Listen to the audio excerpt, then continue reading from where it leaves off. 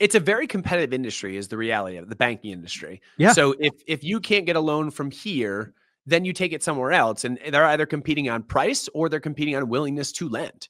And that's the reality of it. It's one of those two things. And competing on price is competing on margin and profitability.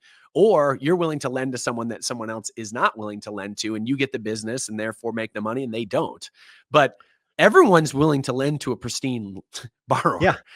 That's the reality of it. So when you start to differentiate in willingness to loan, all of a sudden you wind up potentially with not looking at all of the underlying details. Tricolor is a very interesting business. So Tricolor essentially made, provided car financing. And so you need car financing, you go to them, they go and they take a loan on the other end.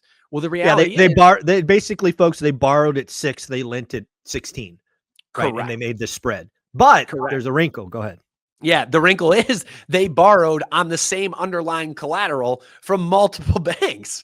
And fraud. That's the definition of fraud. Like I used an example in one of the videos I did recently that like the layman could consider this like, hey, I need a mortgage to buy this house. And I go to 4 different banks on the same house. And then, I'm not able to pay. And 4 banks show up looking for my keys.